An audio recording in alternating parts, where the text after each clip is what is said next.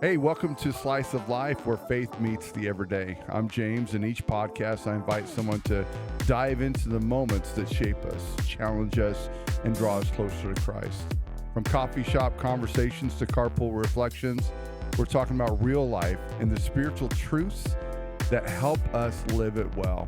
So grab your slice of time and let's grow together. Well, hey, welcome to Slice of Life. I got Stephanie with me as well, and we're going to talk about neighbors today. Yes. Won't you be my neighbor? Won't you be? We actually joked before we started. Yeah. We're like, hey, let's do the whole Mr. Rogers thing.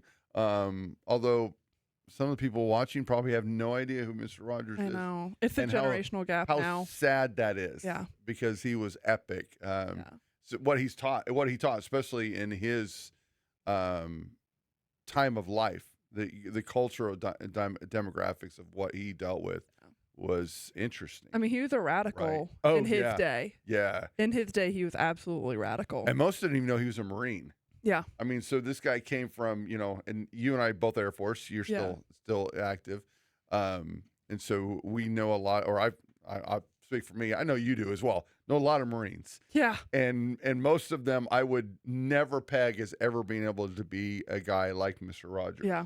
In fact, I remember being overseas. It was a joint military base. We also had, other nations there, right? And the Marines were the only ones causing problems, right? Historically accurate. They wanted to get into fights for the stupidest reasons, Yeah. Hey, I'm not picking on Marines. I'm just saying. Oh, we need them. When I think about like Mr. Rogers and then I compare him to the other Marines I know, it's interesting. Oh, yeah. He's such a nice guy, even keel, non-confrontational. Yeah. But hey, we're talking about neighbors, and I think that's an interesting segue when we think about what is it that people see in us as neighbors, right? Because I think there's a lot of things. Obviously, we go back to Jesus and telling the parable. And he's like, well, who was the neighbor? Who was the good one? I tell the parable of the man that was beaten. Or then, there's another moment where they ask him, well, who is your neighbor? Jesus, who is your neighbor? That he goes on to tell the parable at that point. So I think that's a good starting point. Maybe it's like, who is my neighbor? Right. So and I think you're working on your master's in divinity. Yes. So who's your neighbor? I'm gonna flip it. So, I'm gonna be the one asking questions. You give all the answers today. So I mean, obviously the neighbors are the people who are around me, who are in my area, my geographical area. I think we also expand that out to, we call the church a family, but I think that's also part of your neighborhood. Okay. And it used to be churches were in your neighborhood. Yeah. Now we're a lot more. I mean, we drive 35 minutes. To come here, which is not abnormal now. It's not abnormal. Yeah, that's kind of a lot of people at our church, I think, have longer-ish drives. Yeah. So obviously we take care of the people in our church family, our church neighborhood. But I don't know how far I expand that, because like I live in a cul-de-sac. So if I can end at the main street, I only have like 10 neighbors because my cul-de-sac is smaller. Yeah. So that's a great number for me. Yeah. I have 4. Yeah. So you have even smaller responsibility. So, right? Yeah. It's great. Yeah. But if they never come out of their door, I never have to neighbor. Exactly. No. We try to go out to our neighbors. So Walter learned how to make taffy. So for Valentine's Day, he took all the neighbors' little box of taffy. Yep. Yeah. Yep. And so that was cute. But we try to be good neighbors like that. Right. But we also have definitely had times when maybe we weren't the best neighbors with, Well, let's challenge this, because I think one of the things that we in our current world, I think we can really begin to expand our neighbor into social media as well. Oh no. Yeah. That's a big neighborhood now. It's huge. So when you think about what Jesus teaches on neighbors, right? Yeah. Those that, and I liked what you said. I always talk about like the sphere of influence, or those that have I can touch, right? Yeah. And I'm not talking physical, but that I have some influence on, or that are going to hear me, they're going to see me, right? Well, if that's true, then that is my social media world. Yeah.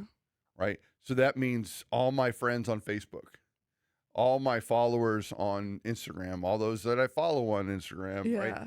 All of these, and then does not it then morph even farther because depending on how you set your Facebook, right? You can set it up and say, okay, only my friends can see what I post. Right. Most people don't do that. Oh, It's basically everybody can I see. do. So then if everybody could see what I post, then they're all my neighbors. This really makes me want to do what you said and just delete social media. Yes, exactly. That's what I'm getting here. Because if That's we a big if fear. we expand our Yeah. mindset, and I think we have to because of our world today. Yeah. To your point, back a long time ago, neighborhoods were small. Yeah. Right. I grew up in a small town, right, and where everybody kind of knew everybody. You know, there wasn't much of ever getting anything from the outside influence farming community concept. And so the neighborhood was easy to figure out. Yeah. But now I think in our world today, because every time I post something on social media, I've just posted something to my neighbors. Right. Which for you would even include Romania then, and people in other yeah. countries, Well, like all over the the world. world. Yeah. Yeah. And for you as well. Yeah. Right? Because again, if you're a friend of a friend of a friend, Yeah, it's gonna reach them. could see that. Yeah. You know, and I don't know if you've ever had it before, but you know, when you post to somebody and someone likes it, and you're like, I don't even know who this guy is or Yeah. this person is, and you go, oh, we're not even friends. Yeah. You know, one of the things I've been experiencing recently is just a whole bunch of friend requests. You know, and I go through and I figure out how are we related? Like, you know, what kind of mutual friends do we have? Where we're Right. coming from? You know, what are they trying to sell me? A lot of times it's that, right? That's What always are it. they trying to do and look through? And I begin to be more selective with who I friend, Yeah. you know, because I think I'm trying to think that mindset a little bit too. Is like, who is it that I want to influence, or I want to influence me? Yeah. Who do I want to be neighbors? I think, you know, if you buy a house, and hopefully everyone does this, you go into a neighborhood, you don't just go to the house, but you drive around the neighborhood. You look Oh yeah. at the neighborhood Yeah. and try to figure out, what does it look like? Are the houses kept up? Yeah. You know, do I see graffiti? Is there you know, garbage everywhere? You know, those, you kind of look at the neighborhood, not just the house. Right. Because you could have a beautiful house. And I experience this in Chicago all of the time. There's like one beautiful house, and every other house is garbage. Yeah. You know, you're like, well, I don't want to buy that one house because of the neighbors. Right. You know, and I think we need to do that with our social media as well. Is realizing that sometimes we need to look at the shape of the house. Yeah. You know, the shape Yeah. of their yard, and make sure that they want to be part. So let's expand neighborhood, and let's talk social media. Let's talk anybody that I have some influence on Is a neighbor. is a neighbor. Man, Yeah. that's a really big neighborhood. Yeah, I know. That's a lot of work to upkeep that size of a I know. neighborhood. And see, that's why I say just delete social media. Yeah, honestly. Become a hermit. You know, that makes it Well, makes okay. it easy. But you here's know? the thing then, if you become a hermit and if you do all that, then you're not fulfilling the Great Commission. Yeah. Right? Correct. So you can't biblically be a hermit No. either. No. So now you have to actually engage with your neighborhood. Yeah. So how do we engage with our neighbors Yeah. in like the biblical, loving Christian way? Well, how do we? That's a great Because question. there's going to be conflict. There is conflict. There is No. conflict. No. There's always You're, conflict. you're telling me I'm going to go love on somebody, Mm-hmm. and there's going to be conflict? There's absolutely gonna That's be. horrible. Especially if you're in base housing and you share you know, a really thin wall. If people are you know, if they're not watching, and let me just say that was sarcasm. I just want to make sure that you realize that. Yeah. Yeah, and I think that's it, and it's our life, right? I think that's how we engage, and I think too often people hear what you just said, and I think they a lot of times will go immediately to sharing our faith, Yeah. like proselytizing, right? Like going out preaching the gospel. Oh man. I'm gonna knock on the door and I'm going to tell them about Jesus, which is what we should do, right? But we can't do that before becoming neighbors. Which I'll tell you, when we first moved into our house, Yeah. the little neighbor boy came down the street. He's about 13, and he we're like actively unpacking cars. Yeah. And he's standing on the sidewalk. It reminded me of like Home Alone Yeah. when they're loading the vans and the Oh, kids yeah. standing there talking to them, you know? He's And going through all their stuff. that's exactly what it Yeah. felt like. Yeah. That's awesome. And so he's asking where we moved from. And then he goes, "Oh, do you know Jesus?" I Yeah. was like, "Yes, we That's are. cool. We are Christians. We know Jesus." He's Yeah. like, "Oh, okay, good." And then he sees my husband, Yeah. which, if you don't know Jason, he's got tattoos, he's got gauged ears, Right. he's got scruffy hair. And the boy goes, "He's a sinner, huh?" That's awesome. And I'm just staring at this kid. I'm like, Well, yes, but Well- not for the reasons that you well, think. and I did say, I said, "Well, we're all sinners, Yeah. but we're a Christian family. He's also a Christian." He goes, "Oh, so he used to be a sinner." I'm Yeah. like, "Kid, I'm not having theology discussions while unpacking my life Yeah. right now." Yeah. So it's maybe not how we should do it, right? Yeah. We shouldn't just walk up to Right, the new neighbors. right. "Do you know Jesus?" Yeah. "Oh, you're a sinner." So there's got to be some tact involved. Yeah. Yeah. There's got to be like a relationship maybe involved. No, not maybe. There must. Definitely. And I think when we see Jesus, I mean, he's the example, right? What does he do when he interacts with new people? He interacts with new people. Yeah. Yeah. The woman at the well, such a beautiful story. He's talking to her, and then after talking to her for a little bit and building some rapport with her, then he shares with her, "Hey, I'm the Messiah." Right. Right? Like there comes this moment, and I think too often we want to not. I wish it was more often, honestly. But when people think about this idea of being a good neighbor means I need to go share Christ with them. Right. No, you need to be Christ for them. Yeah. And that's a big difference. Yeah. Is what is it that you do that when they look at you, they already know that there's something different about you, Yeah. and not in a bad way, right? Not in because I mean, there's those neighbors that you just know that there's something different about them, and I don't want to interact with them, Exactly. you know. But then those other ones are like there's something about you Yeah. that is different, and I think that is such a difficult thing for us to do. And I can share just my story of living on my cul-de-sac. We bought a home that hadn't been touched since they had moved in there, basically, right? And we bought it as is,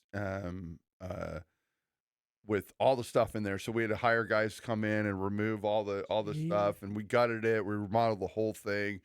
Yeah.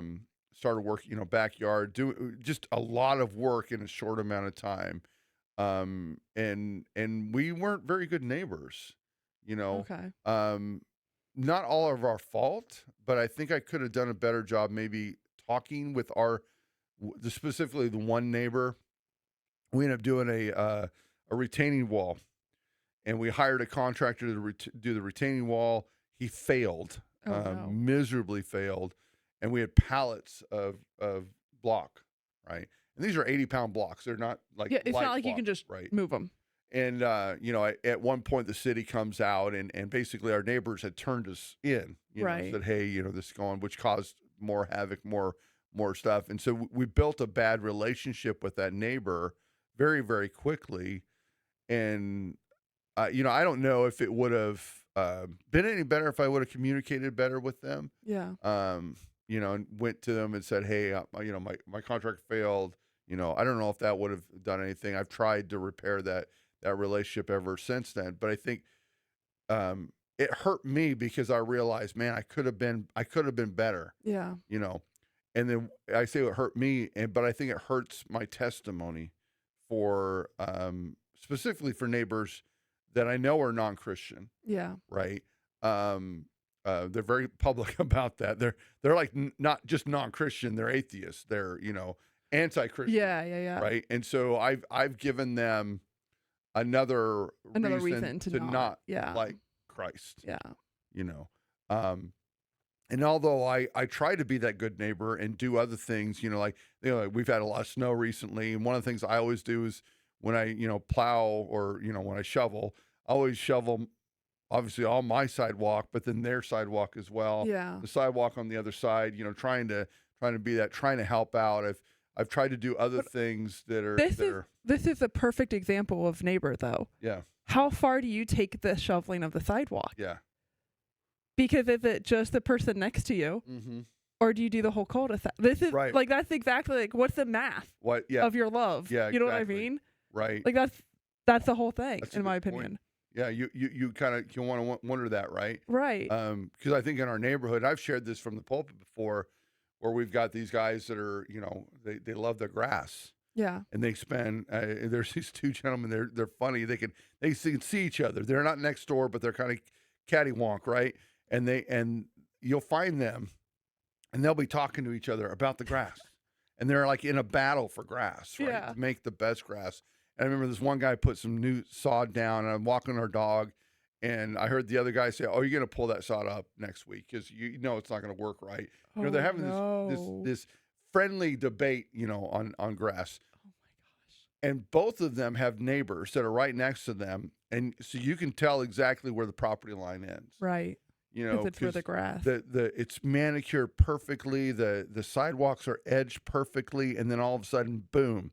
And I always wonder like that concept of like you literally couldn't at least gone to the driveway to the next driveway. Right. It wouldn't. It took you seconds. I'm not saying they had to spray their lawn and feed their lawn and do everything. Yeah. But you couldn't go out of your way spend another 20 minutes Edging. to edge that Yeah. to make it, especially because one of them, there's an elderly person that lives next to them that can't really do a lot of that work. Right.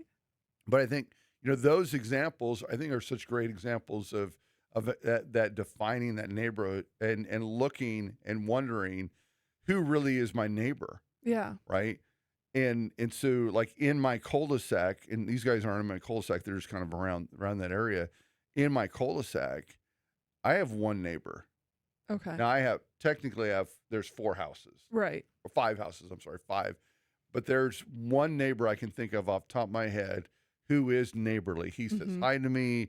When our car got stuck, he was the first guy out there to help out. The only guy out there to help out. Yeah.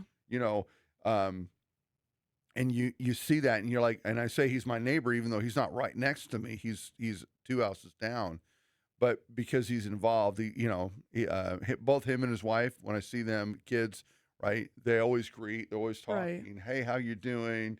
How things going? Talking through things, and then the other ones are like, especially the one that doesn't like me, and I think, but I can point out and say, okay, those are my neighbors, but how many of them would say the same thing about me? Right. Does he see me as his neighbor?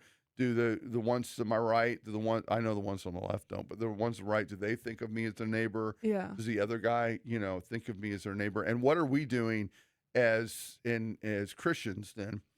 How are we being neighbors just in our own cul-de-sac? But then again, we've got to expand that all the way. Go, who is really my neighbor? Yeah. Right. So the ones who don't come out and who don't wave and who don't talk to you, what is our obligation to them? Because can we neighbor someone if they're not wanting to be neighbored? No, people are, it's this whole spirit thing of, we can only deal with people with their spirits are open. Right. Right. And I think forcing ourselves on them is the wrong thing. Oh, yes. I would never go knock on their doors, but I think it's looking for those opportunities. Yeah. To love on people. Okay. Right. I was reading a book recently about John Wesley. I've been reading a lot of John Wesley stuff, and it was really interesting. And he talked about soul care as pastors, as leaders, soul care. But then he goes, but all laity, all Christians are called to soul care. Okay. Right? And this idea that we're to help the poor, and we're to help the widow, and we're to help the sick, and we're to help the destitute, the lost, and Wesley said it this way, and I know Wesley's 17th century, 18th century, but he said you only can help people that you touch. Okay. Right? And so he was fighting this idea, and I think in our world today, this is where we're at with so many, is that we say, well, I'm helping somebody because I gave money. I said that I was preaching next. Yeah. Right. It sounded familiar. I gave money. Right. Well, no, you're not helping people. the only way that you can actually help anybody is by touching them, by interacting face to Right. face with them. And I think when we think about our neighbors, if we want them, the locale, whether it's our housing community, where we work, where we go to Yeah. school, whatever, restaurants, those. If I think about those that I interact with are my neighbors, I have to interact with them on a personal basis. Then Yeah. somehow I have to touch base with them somehow. And so I think those that refrain from interacting, I still have to look for opportunities to where if I do see them out, Yeah. or that I'm not doing anything for show, but I'm also thinking beyond that, like plowing, shoveling their part of the grass, Yeah. doing just different things that I can do. And then for me, like in my home, is I'm much more cognizant of what I'm doing. So, Okay. we're doing our basement now, and Yeah. I've take all this paneling, and instead of moving it towards the front, which would have been a lot easier for me, I've kind of left it in the back area where nobody can see it. Yeah. Until I can get rid of it Right. once the snow's gone and this whole thing, right? It would have been a lot better if I could have put it in this one area, but I didn't want that to be an eyesore or Yeah. anything, even if it would have only impacted the one neighbor, but I wanted to make sure that I go above and beyond, That you're not impacting that I'm them. not impacting them at all. Yeah. I want to think about, what I'm doing, in that arena, and then Okay. how I deal with people, right? And I know I shared this with your husband. We had a massive tree from our other neighbors, like another how we're set up. Yeah. It fell into our yard, massive tree, destroyed part of our fence, and I'm looking at that going, what's my interaction with that guy going to be like? Yeah. How do I deal with that? And so, I've just been really praying about it, because they're way away. I mean, it's hard to explain how our yards are. We have big. I know I'm in a cul-de-sac, but it's a big backyard. They've got a massive backyard. So their house is actually several streets away. Yeah. But just really praying, God, how do I interact with this guy? Yeah. And going, okay, so my approach as a Christian is not, hey, dude, this dead tree that you should have taken care of is destroyed my fence. Yeah. I think from our Christian mindset is I'm not going to just not do anything about it, because I'm going to need help. This thing's Right. massive. But I think my approach needs to be that loving approach. Yeah. Right. Hold nothing against anybody. And I think realizing that moment. So for me, it's going to be, I've already figured out, that I'm just going to go to them and I go, hey, I'm not sure if you're aware of this, because it's way back there. You got a lot of other trees, but Yeah. there's this tree that fell. Is there anything you can do to help me out? Right. Right. I think that's and depending on his response, my response is thank you. Yeah. Meaning, like, if he says no, get out of here.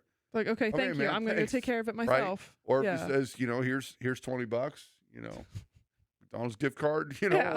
or hey, let me get my tree guy out. I don't know what Yeah. his response is going to be, but I think, as a Christian, I need to shine as much light as I possibly can. Right. Right. And not going into it with your Yeah. gloves on. Oh, because I could easily go, that tree was dead. Yeah. Right there, It's a neglectful he thing. Yeah. should have taken it down. Yeah. Right. And so I have every right to be upset. And, like, you need to maintain your lawn. You need to maintain your Right. yard. That tree was dead. You've done nothing about it. And now look what it did,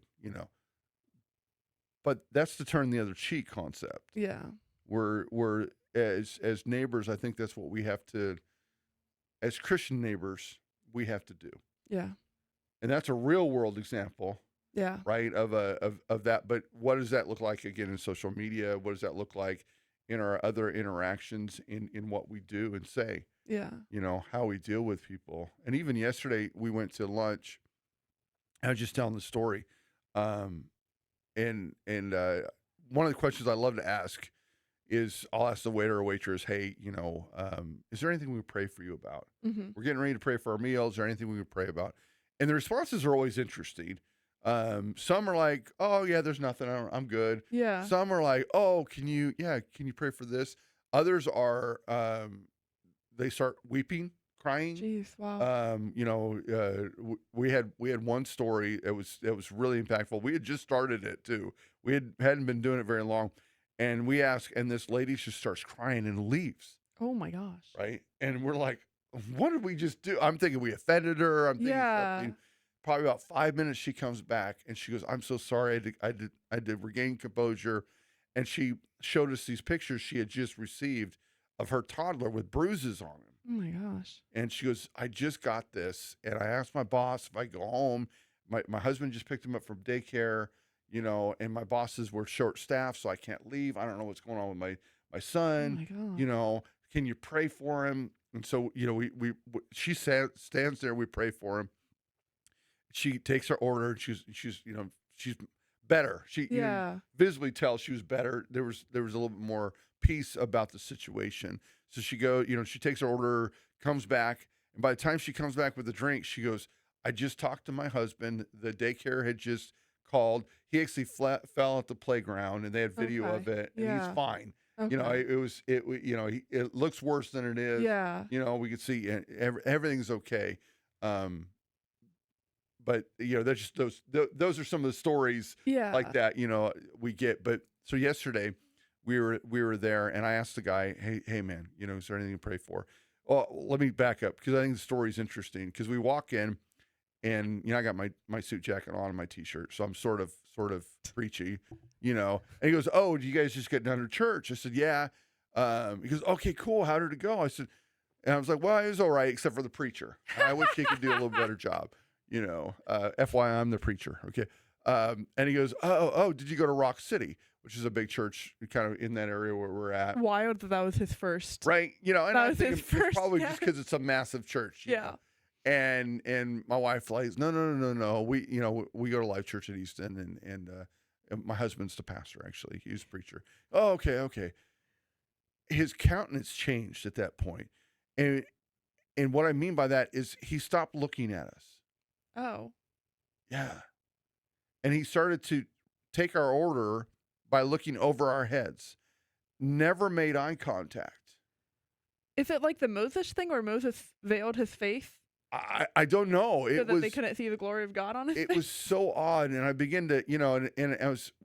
He laughed, and we were like, Jen looked at me. My wife looked at me and was like, That's weird. Did you notice he's not looking at us anymore?" Yeah. Like, yeah. He just like boom, right over our heads.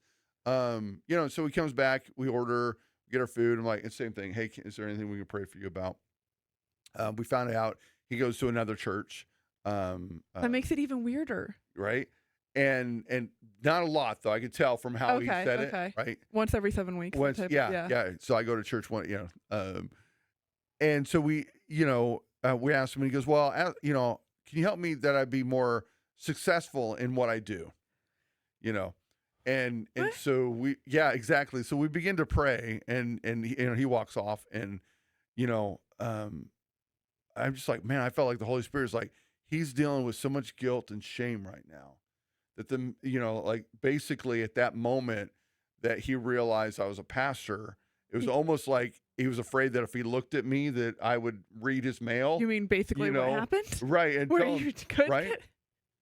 And I share that story, and I share that concept because he was my neighbor at that moment. Right. And I could have been offended and like, "Dude, why aren't you looking at me?" Yeah. But I think what we have to do, and one of the few times I think I got it right, we have to love on him even more. Yeah. So we continued to. Well, obviously we prayed for him. We continued to joke with him, gave him a good tip. Like just tried to love on this guy and encourage him. In that moment that we probably will never see him again. It's not like even a restaurant we go to very often. Yeah. But that's the neighbors we should try to be. Right. Even when you've got somebody that his service wasn't the greatest. I mean, I'll be honest, because I don't think he wanted to be a bias. Right. Because I saw him taking other people's stuff, and he's like all about looking right at them, talking to them. Yeah, he knows the Holy Spirit's with you. He doesn't want any part of that. So, but I think that's that neighborly concept. Yeah. And so it branches so far beyond what we imagine. Because the neighborhood isn't where our house is. The neighborhood is wherever we are, Exactly. is what it comes down to. Scripture says that where we are is kingdom of heaven, Yeah. right? And so if we're citizens of the kingdom of heaven, so no matter where we're at that moment, that's We are in kingdom. the kingdom. So we are where our neighborhood is right in that vicinity. So how we treat people at the restaurants or grocery stores or Walmart or like anywhere where we're at, as I'm driving, my neighbors are the guy that's cutting me off. Oh, right? don't say Those, that. I know. Don't say that in Columbus, man. Yeah, well, Columbus is nothing. Try driving Chicago or New York or Never. Romania, Never. right? Right. So I think that should change how we act. Yeah. Yeah. And then what kind of individual we are. Yeah. And so if people look at, we go back to our locale, like where my house is.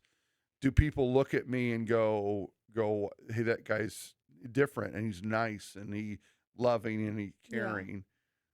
Do they see something different in me or not? And then, we expand that to whatever realm of influence we have is the same thing. Yeah. And I think there's no greater moment or gauge maybe than looking at someone's social media profiles, their posts, and seeing what kind of neighbor they are. Yeah. And I think, so we do produce sales. We have a farm and we do a lot of Facebook sales. And I will get messages from some people who are just, why did you feel the need to tell me my price is ridiculous or that's not how much Kroger sells this for or whatever? Right. And I had a woman who messaged me that, and it was just like ruder than it needed to be. Yeah. You know what I mean? Like she went out of her way to release anger at my direction. Right. And I looked on her page. She's an affirming pastor. Yeah. So she's a Methodist pastor. Right. With, the pride banner on her stuff and like pictures of her in her attire. I can't think of the name for it or whatever, but I'm like, you're a pastor. Yeah. You're an affirming pastor, which okay, that's a whole other theological issue. You're the person who's always, we have to love everybody. Right. And you're going to throw hate. So guys, if you're on Facebook or if you're doing a Facebook marketplace sale and you're going to get into it with someone, they can look at your profile and see, but you're posting all this Jesus stuff, man. Yeah. What are you? Yeah. You can't. You have to represent the same image all the time. Yeah. Is that really what Jesus is about? Exactly. And I think that's the struggle, is that we don't think that way. Like, to be a good neighbor means that I portray Jesus correctly all the time, which is hard. Right. And I think realizing that moment, and how we walk then begins to change, or should begin to change, and go, how do I interact in this moment? And I think it's interesting that when you meet somebody who doesn't say they're a Christian, you can tell sometimes that they are definitely a Christian. Yeah. And I'm not talking about those people that carry around the Bible and that no, there's a demeanor about them. And I want to be, this is probably wrong, but I'm going to say it anyways, because I want to be very clear about this. Yeah. There are a lot of people in name Christian, and it's literally name only. Yeah. They preach the gospel. They educate their children. They do all the Christian stuff, but their heart is far from God. Yeah. I've been preaching the series Beyond the Maze recently. That's really hard hitting. Being about being lukewarm, not being Christian, really. Yeah. Not being hot, not being cold, but lukewarm. This idea of talking about Christ but living not like Christ. Yeah. And I think the biggest issue in the world today, and I don't blame them, they look at Christians and they see we're hypocrites. They look at Christians and we're condemning, we're judgmental, we're not loving, we're blah, blah. No, that is wrong. A Christian is not a hypocrite. A Christian is loving. A Christian is not hateful. A Christian is not judgmental, right? Is not. right? A true Christian, a true follower, let me say a disciple of Christ, right? If we can change the terminology, a true disciple of Christ. The problem is too many are carrying around the label Christian, and so that our name is dragged through the mud, Right. right? And there needs to be a point if we really want to be disciples, if we really want to be Christians, if we want to be really good neighbors, then we got to act like it, Yeah. right? Yeah. And all the time, and with love and checking and checking ourselves. I Yeah. think that's probably the biggest thing that so many Christians, quote unquote Christians, miss is that I'm gonna check myself before I wreck myself. Yeah. We'll go back to the '80s a little. Those you. Anyways, I know I'm old, right? So that we have to look at ourselves. Yeah. Always look at ourselves first. Am I the good neighbor? Oh well, yeah, but look at that neighbor next to me. It doesn't matter. Yeah. Doesn't matter what they are. What are you? Yeah. Right? Doesn't matter how bad your waiter treats you. How How are you? how well are you treating them? Yeah. And that becomes the moment where when we begin to look at ourselves, we're like, okay, it's the golden rule all over again. Mhm. Do unto others as I would, have them do unto you, right? And it's not I'm going to do for you as long as you do for me. It's Right. I'm going to do for you Irregardless. even if you beat me. Yeah. Like it doesn't matter. And I think that is the struggle. So when we think about being a neighbor, not only in our locale, right, our geographic location, but again on social media. Yeah. And there is so much garbage on social media from Christians. Yeah. Shame on us that we argue one another, right? That we condemn one another, right? That we're so evil to each other. We're questioning intent and motive and all this other just within the Christian world. We're fighting one another Mm-hmm. when there's darkness out there that we should be fighting. Yeah. And because I've done something here that you don't agree with, it's not it's not Satanist, right? I'm not worshiping Satan, but you just don't like Ash Wednesday is a great example. We just celebrated Ash Wednesday fairly recently, right? And there's so many people condemning that, why Why are we wasting our energy on that? why Yeah. why is it gonna getting a charcoal cross on my forehead, is that going to stop me from going to heaven? No. I don't think so. Yeah. I don't think God's gonna be like, oh, you had a cross on your forehead, or vice versa, Right. right? That I didn't. And why? Well, it's because we're not good neighbors. Yeah.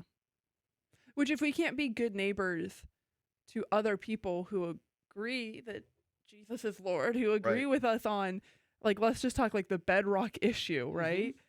That Christ is King. If we Yeah. can't be good neighbors to those people, Right. man, what hope do we have Yeah. to be a good neighbor to the person who will spit in our face because we wear a cross necklace, or who will Right. be angry at us for being a Yeah. Christian? Like, Right. we go back to basics, man. Yeah. Stop. None, Stop yeah. fighting with the people who are in our neighborhood already Right. by default. Right. Yeah. They are our brothers. They are our and our brothers. sisters, Yes. right. And yet we're so evil, and then so to your point, I can't be a good neighbor No. because I can't even love my brother. I Yeah. can't even love my sister. Jesus said they'll know you by your love for one another, Yeah. right? And he's talking within that brotherhood, that sisterhood, that of the church. Yeah. And the church is not Life Church at Easton. No, it's a global. The church Yeah. is the global church. Those that believe Yeah. that Jesus Christ is the way, the truth, and life. Jesus was born of a virgin, Yeah. lived a sinless life, died on the cross, raised 3 days later, rose and ascended to the right hand of the Father, and sent the promise of the Holy Spirit. Right? If you believe that, you're my brother. You're Yeah. my sister. Yeah. Right? Do you believe it? Are you Pentecostal like we are? That the gifts still exist today? If you don't, you're still my brother. Yeah. If you believe the first part. Do you believe in how the end times are going to work? Post, pre, mid, trib, rapture? Yeah. None of that matters. No. And I'm not going to argue over any of that, right? Do you love Jesus Christ? Are you a follower of Jesus Christ? Do you believe what I said? And that he was born, raised, died, raised again, right? rose again. Do you believe that? Okay, cool. Then We're good. all that other stuff is interesting to talk about. Yeah. But we should have that love. And if I can't have that love for my Catholic, Presbyterian, Methodist, brother, if I can't have that love for them, how can I ever love the atheist that's to my left? Yeah. Or the agnostic that's to my right, or the whatever they are, Yeah. around the corner. Yeah. And if the atheist and the agnostic see us publicly bashing one another, Yeah. why would they ever want to be part of Oh, it? yeah. Yeah. Why would you ever want to join a group that is fighting and infighting so much? Well, and I don't. arguing about ridiculous things. Yeah, it makes me, and I, we talk about being neighbors in social media. I will tell you, I've said this all the time, is I unfollow people a lot, Yeah. and it's not just because I don't agree with what they're saying. I can have an intelligent conversation with people and disagree with them and still have a good time. Yeah. Right. But when I start seeing Christians bashing other Christians, I immediately unfollow them. Right. Because there's poisonous nothing fruit. there Yeah. that I need, Yeah. right? And if you are going to publicly bash somebody, bash another Christian, or bash anybody for that matter, let's just be honest. Yeah. I don't need that kind of poison. Yeah. I love what you said there. I don't need that poison in my life. Yeah. I got enough of that poison on TV. I got enough of that poison Oh, yeah. from media, right? Yeah. From everything else, from all these stars that tell me how to vote and how to do whatever, how to live, like they know anything, because they got millions of dollars and tell me how to live, Yeah. right? Because they can act, Right. or poorly act, some of them, right? But that's what we should be. Yeah. I think we really have to take a moment and expand our mindset on being neighbors. So I love this topic because I think it's important for who we are today because our world has gotten so big. Yeah. Do you think that we were designed to have this big of a world? Like, how much empathy do you think God put into us? Yeah. Because if I'm called to care for my family first and foremost and take care of them, and then my neighborhood, and now my neighborhood is everywhere that I go, which, I mean, back in Bible times they didn't go very many places. No. They didn't go No. anywhere. It was a Right. much smaller Yeah. I mean, the continuum. Sabbath, they didn't go anywhere. They literally right? did not leave. Yeah. Okay, so now if my neighborhood includes everyone I have any influence over, okay, well, am I supposed to care about the massacres that are happening in Iran right now? Yeah. Am I supposed to, do I have the God-given empathy and mind and ability to care about what's going on in Israel and Palestine right now, to care about what's happening with Ukraine, to care about what's happening in South America and the human rights violations and how much bandwidth do you think God gave us? Right. Like, that we can, because if we start worrying so much about all those other things, how am I taking care of my kids? How am I taking care of my neighbor? Yeah, and I think there's a couple things we have to define there. Yeah. Because worry is one thing, right? Right. And I know that's not what you mean. Yeah. Right? But To care for. we're not supposed to worry about anything, Right. right? We care for. And so this is not going to be the answer people want to hear. Ooh, I love Because it's those not the answers. answer that I want to hear. Yeah. Right? He's given me an unlimited amount of That's not empathy. what I wanted to hear. You're right. That's not what I wanted. Because I am his. Yeah. I'm created in his image to do Yeah. his work, to be like him. Yeah. Right? Jesus wept over Jerusalem. Yeah. Jerusalem was loaded with people at that point. Yeah. And so he's weeping over what had happened. He looked at the hungry, the 4,000, 5,000, and he's like, we have to take care of them. Yeah. I think we are only limited by the amount of openness we are to God. Ooh. God, give me your heart for people. I love to share this story because I always say it's the dumbest thing I've ever prayed. But when I was first starting to preach, and maybe one day we'll talk about this, the whole story. But I did my first sermon, and then they asked me to do another one. And we were part of a church of about 1,300 people. It was a big church, Yeah. right?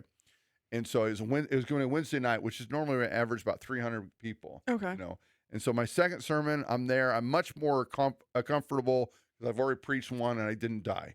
You know, so I was like, this is You got through gonna the be first okay. hurdle. I'm going to be okay. And so I'm at church the day of. It's a Wednesday night service, the day of, and I'm praying. And I say this, God, would you let me see them as you see them? Yeah. Right? I want to deliver this message with your heart. Right? It's a good prayer, man. Sounds so good. Good Yeah. prayer. Yeah. So worship goes on. You know, I get up to preach. I turn around, and God, He answered my prayer. Mm-hmm. Mm-hmm. Sorry, I'm just remembering that moment because I turned around and what I saw was people and what they were dealing with. Yeah. And so as I looked to my left, I saw the lady over there who was dealing with guilt issues over just life itself. And then I just kind of looked, and everybody I looked at, God like opened my eyes to see what they were dealing with. That's a The lot pain. to take in. And so it's a half an hour of me preaching as I blubber, right? I mean, Yeah. so I've got the videotape, right? It's just like I don't know if anybody got anything out of it because I couldn't handle it, Yeah. right? I share that story because that's what really God desires to do in us. And so I think that empathy, that ability to really be bothered by, Jesus says, blessed are those who mourn. Right. Second of the Beatitudes. You know, blessed are the poor in spirit. They realize that they're unworthy.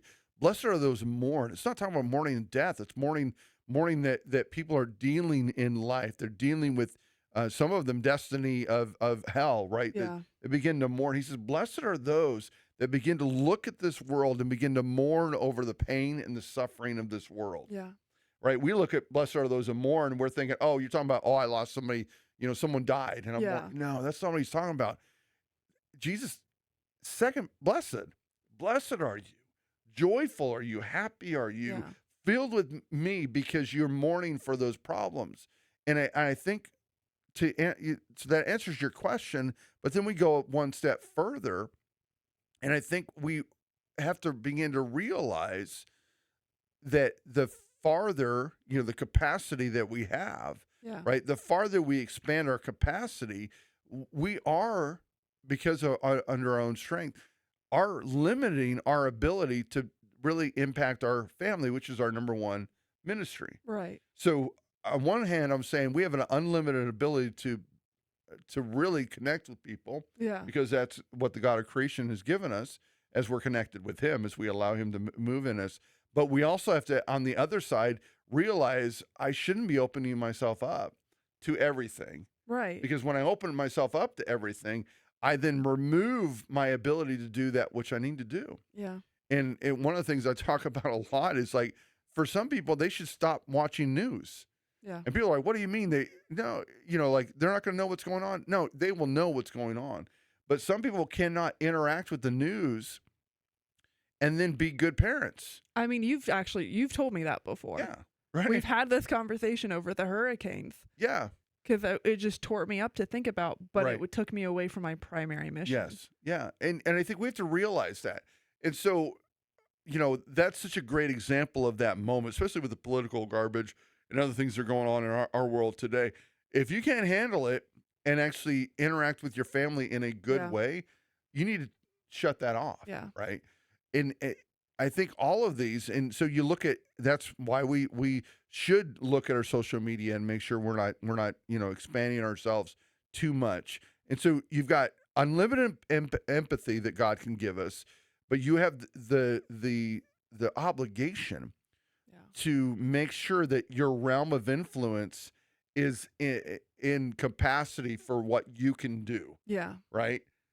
And so then I look at that, and then there's a third one, right? Oh, So no. there's 3 steps in this, I believe. Unlimited empathy, right? The ability that we need to protect ourselves Because we have Right. limited time. because we have limited time, Yeah. limited resources, right? I need to be the best I can be. But then we go to James, not me James. Oh, okay. The brother James, the brother of Jesus, as he writes, and he said, not many should desire to be teachers. Right. Let me really just point this out. if you are on Facebook, social media, whatever it is, and you're sharing something, You're desiring to you're be a teacher. teaching. Yeah. And even if you post a clip from somebody and you're saying, this is good, watch this, you're teaching. Yeah. So that means that when you do that, I hope, and what you should have done is made sure that it's good teaching. Yeah. And because then your neighbors are seeing that teaching, and are you teaching them correctly? Mm-hmm. Oh, I just shared a clip from Pastor James. Well, I would have checked it. Right? Like, is this guy know what he's talking about? Yeah. You know, it's like, before you share this podcast, check it. You know, Yeah. is he right? Yeah. If not, and what am I doing? I'm teaching people the wrong thing. Yeah. So, you know, we've got to balance all three of those, right? So that those that I interact with, I have unlimited empathy, Mm-hmm. right? If I'm connecting with God, right? But I need to make sure I protect my family, Yeah. you know, and don't overburden myself. And then I need to protect my neighbors Yeah. as well, Yeah. right? And to ensure, and so I think they all kind of go hand in hand with one another.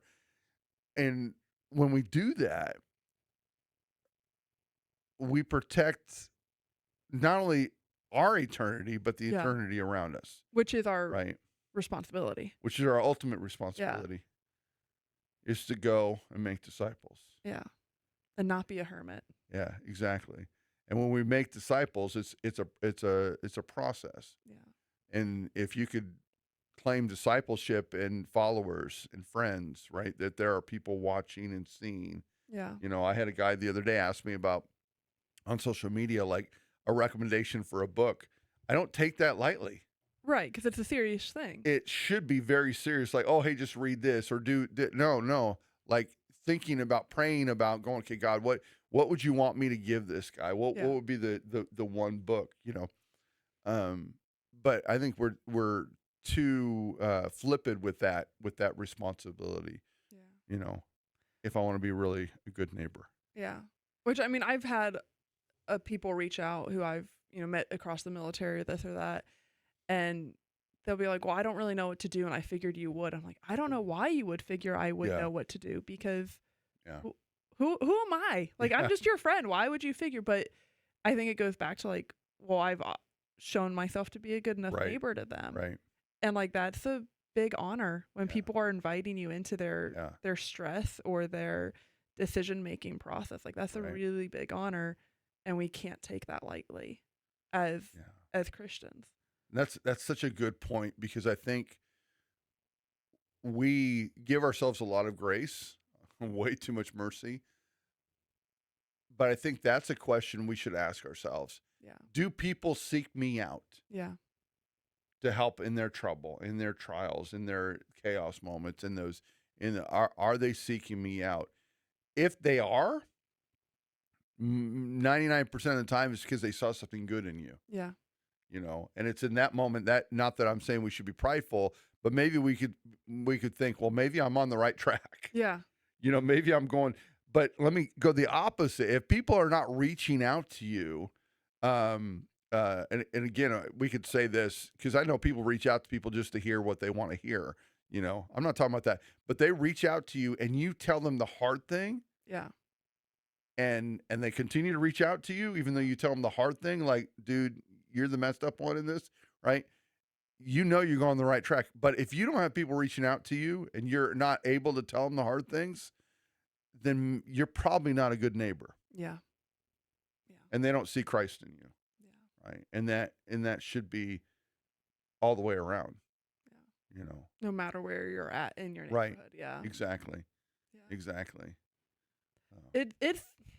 It's hard though too, because it's easy to come to church and put on like the happy Christian faith, and it's easy to parent your kids in public in the happy Christian parenting way. It's another thing when you've got a 4-year-old who's losing their mind because a piece of chalk broke, and the 2-year-old stealing something, and you know, all these different things. That's a different thing. Yeah. Like that becomes much harder. But I think that's also where those pesky fruit of the Spirit come in. Right. Because then I can't just live in love and joy when I'm at church. Yeah. I have to live Yeah. in love and joy Yeah. at my home. And Yeah. when I just need 5 minutes and you're running around the neighborhood screaming as loud as you can, and Right. I still have to be in love and joy. Yeah. Well, because you have a responsibility to your kids. Yeah. Your responsibility to your husband. Yeah. I have a responsibility to my wife. My home needs to be a home of peace. Yeah. And so even when I'm home alone, It I have a still has to be. responsibility to ensure that what is in my home Yeah. is peace. Yeah. Right. And that's the concept of again, neighboring is, am I a good neighbor? Am I the one that's showing? And Christianity is all about serving. Yeah. No matter what anybody thinks about it, Christianity is about serving. Yeah. I love to say this all the time. Like, Christianity is the weirdest religion because it's all about you until you accept Christ. And then it's never about And you then it's again. never Yeah. about you again. It's Yeah. always, you've heard me say it, it's always about everyone else at that point. Well, why is that? Because when I accept Jesus as my Lord and Savior, he's my Lord and he's the one who saved me, right? My Lord means I do what he says, Yeah. right? That I submit myself as a servant at that point, not only to God, but to everyone else. Yeah. And so in that moment, everything changes. Yeah. What Paul talks about, like I was free, but now I'm a slave. Like Yeah. this idea that I gain my freedom from sin, from death, from all of the chaos, the kingdom of the world. I've gained my freedom from that, and purposely give up all that freedom to become To give it to someone else. a servant Yeah. to Jesus Christ, right? And everyone else. Yeah. For God so loved the world, Yeah. right, that he gave, right? So I'm called then to go and do the same thing. The greatest commandment, right? Love the Lord your God with all your heart, soul, mind, right? Lean not on your understanding, and to love your neighbor as yourself. Yeah. Yeah. And we did with it being Valentine's Day in February, we did our youth lesson with God is love, and we talked Yeah. about in 1 John where it talked about if God is love, that Yeah. means we have to be love. Otherwise, Right. God is not in us, Yes. and how that looks. Right. Where else can people go? Like, is there one book that talks mostly about love? Where would you send people who need to read up on what being a good neighbor looks like? Well, I mean, The entirety of the New Testament? the Like, entirety of the where? New Testament. Exactly. Yeah, don't go to the Old Testament. They killed everybody to walk through, which is actually it's a fun discussion to talk about, the God of the Old Testament, the God of the New Testament. By the way, just disclaimer, they're the same God. Right. Right. Dealing with different things. Yeah, that's a really interesting question. Because Paul writes a lot about it, but I think you've got to go to Jesus. Yeah. Right. And you look at how Jesus interacted. So I don't think there's John is a great book for it. John chapter 17 specifically, Jesus' prayer, just reading through that prayer, not the, I've just blanked all of a sudden. Our Father which art in heaven. I'm not talking about that prayer. Yeah. I'm talking about he prays over his disciples, he prays over the world. He prays in that just that loving mindset. But you walk through the story of Jesus with people, Mm-hmm. how he treated people, and he treats Pharisees roughly, but he's because But they can also take it. What was Yeah. going on in that moment, he was teaching them. It was in a moment of you Pharisees, you're trying to trick me, you're trying to, right? Yeah. That's a whole different world. But when you look at how he interacts with just different people and, Mhm. and how he deals with strife, I think we see a bigger mindset there than we understand. Okay. And again, it's going back to what I said earlier, that Jesus lived a sinless life, not because he was God, but he lived a sinless life as a human, Yeah. right? And he expects the same thing from us. Yeah. And to go and sin no more. And so when we think through that idea and go, okay, so I need to act like Jesus. Right. That means I interact with everyone like Jesus Yeah. interacted. And I think there's no better place to see that than the Gospels. Okay. If you want to see the truth of for God so loved the world, what did that look like? Yeah. It looked just like Jesus being on earth and the things he did on earth and the things he cared about and the people he cared about and how he cared for individuals.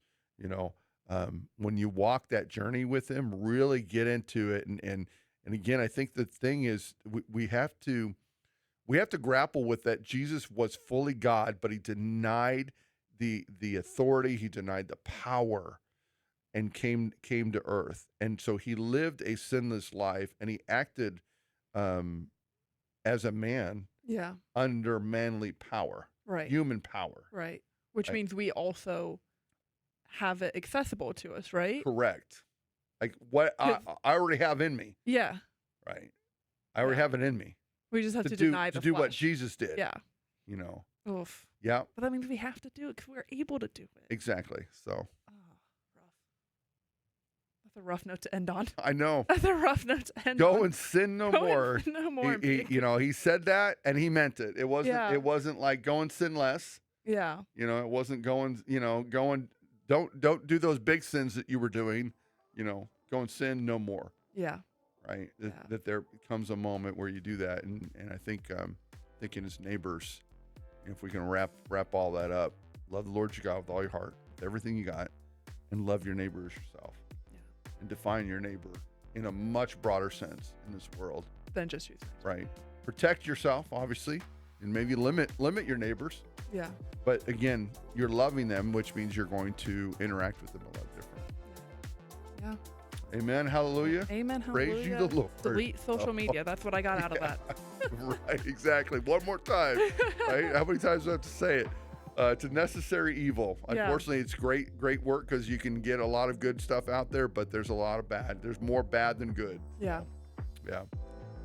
Hopefully you've enjoyed this, and you follow along. Let us know questions, comments, thoughts, subjects maybe you want us to discuss, things you liked, maybe things you didn't like. Let us know. Make sure you follow us on all the different social media platforms that we have. And until next time, have a blessed day. Well, hey, thanks for spending a slice of your day with us. If today's conversation encouraged you, challenged you, or sparked a new thought, we'd love to hear about it.